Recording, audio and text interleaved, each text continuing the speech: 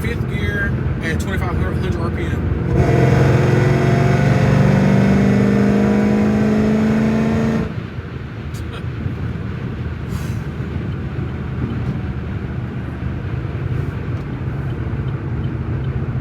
It's a V8 and it's a beast.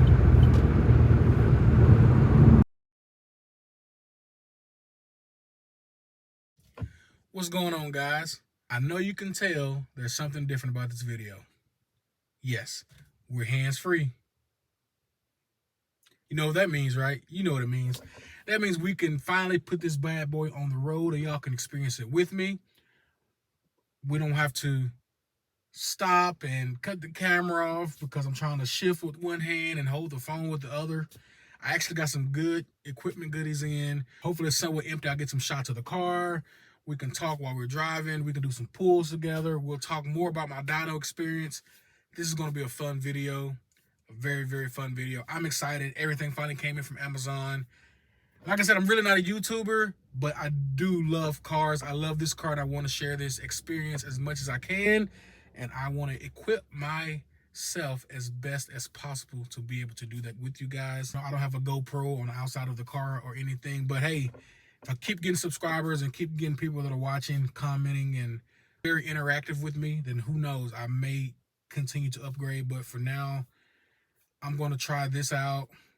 I think this is a decent angle. I may try another angle. Who knows, but I'm excited. Hope you guys are excited. So let's start this thing up and let's go to the park and we'll get some shots of the car.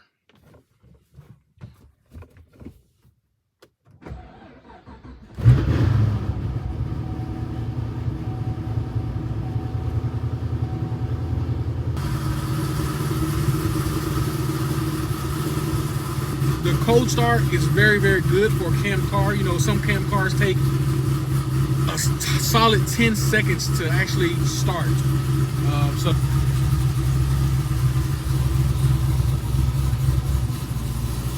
So my fuel level low warning light just came on. So first thing we'll do is go get some fuel. Actually, the cam, man, I'm just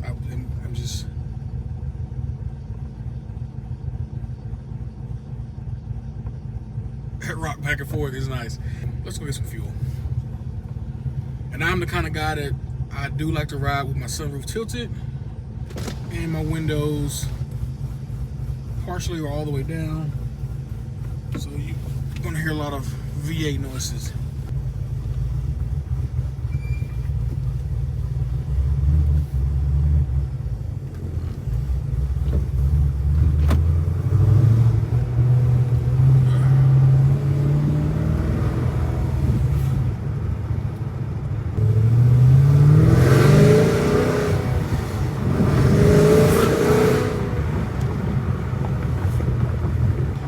People know on the Chevy SS, it does have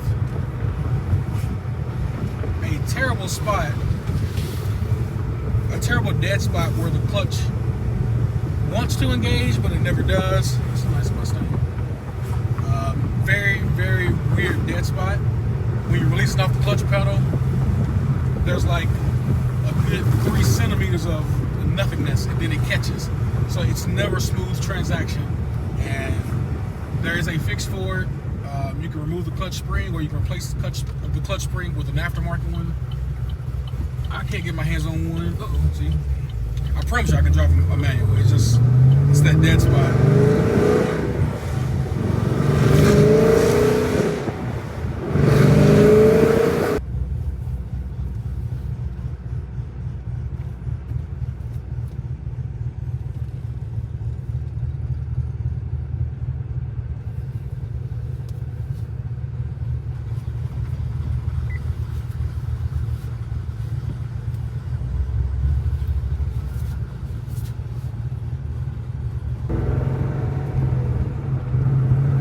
I got some comments on the last video when I was kind of explaining how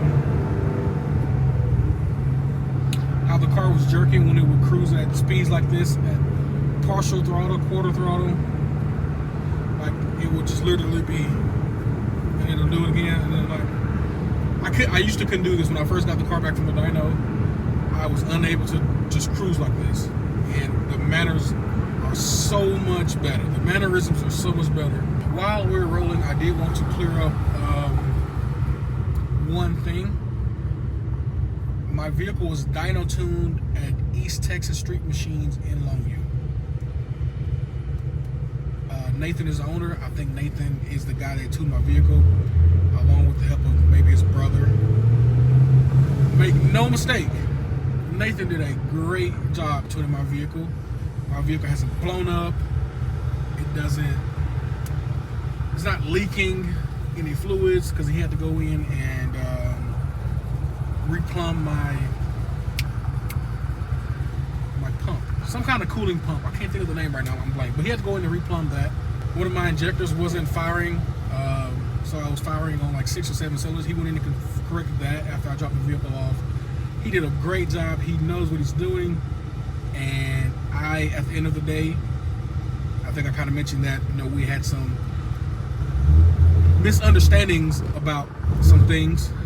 But at the end of the day, I am 100% pleased that I have a vehicle that's making this much power and I think it's reliable. I am very gracious of that.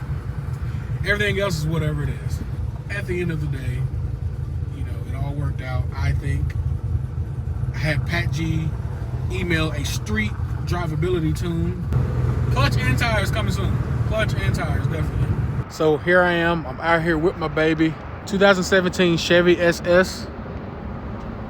415 horsepower from the factory. But we got an LSA under the hood, plus a bunch of other goodies. All right, so let's get a detailed overview of what's been done to the car. We do have an LSA supercharger. It is stage exported by Kong and the Kong team. I can't say much more about it. I don't need to go 2650. I don't need a bigger supercharger at all. I have a CTSV lid. As you can tell, I had it customized black with the Shadow SS emblem right there in the middle. One of the first performance mods I did was long tube headers. They are American racing headers, 2x3, no cats, all the way to the back to stock mufflers. The vehicle does have a cam by Rick Crawford Racing. It is his Boostmaster cam. I have the red aftermarket valve covers. I think I have 1,000cc injectors. And I say I think because my invoice from the dyno shop, he had put 850 on there, but I think he went ahead. I called him later. He went ahead with 1,000. So I have those. I have the aftermarket plugs, as you can see. The cold air intake, people traditionally get the cold air intake that goes down out the side. I have the over the radiator cold air intake, but not just any over the radiator cold air intake. It is by X-Air. Great cold air intake. It is massive. It is massive. Speaking of massive, I have a Weapon X heat exchanger. I don't know if you can see it in there, but that thing is massive as well. It goes all the way to the bottom. Don't know if I got that low for you, but it is massive as well. My tensioner, as you've seen on plenty of videos, it broke when Nick was trying to release the belt to do something, but we have a new one coming.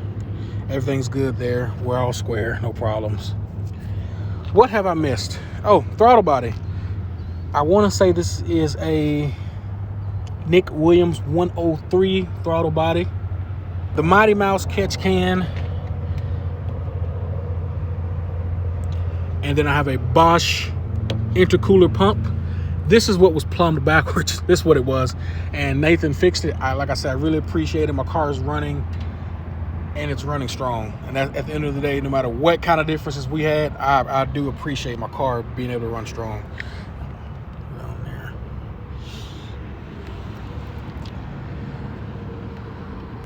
My goal was 650. And I think 650 I would have achieved without the cam, but I think the cam pushed me way over the edge. And look at that tire, man. This ain't even the rear tire. I just need tires, man. That's crap's ball. I just need some tires. Actually, my rears don't look as bad, but sheesh.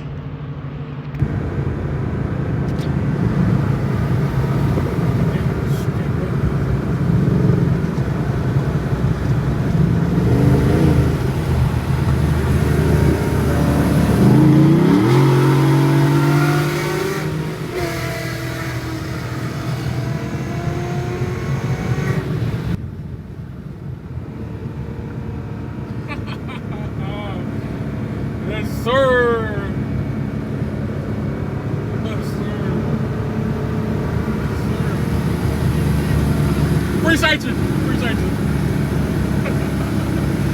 Oh man, that's fun. That's fun.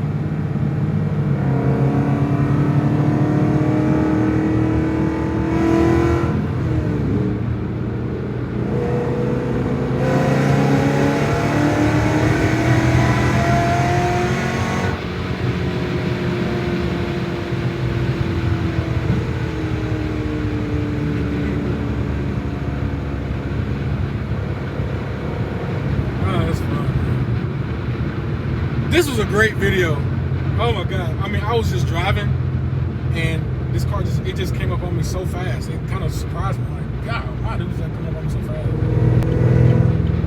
And it was F-150, and of course, they're not world beaters, but I didn't expect to be hands-free. My first time being hands-free to get y'all some action. And I don't know what gear he was in, but I was literally pulling from fourth. One time I did pull from third. I was pulling from fourth. I mean, and at 35, it was like a 35-40 pull in fourth. Like I was in fourth. You know, so that was fun. All right, guys, that looks like that's gonna do it for our little shoot. 900 horsepower to the crank, 765-ish horsepower to the wheels. Yeah, we want to see the car. Appreciate y'all watching. Until next time, remember, it's a V8. It's a beast.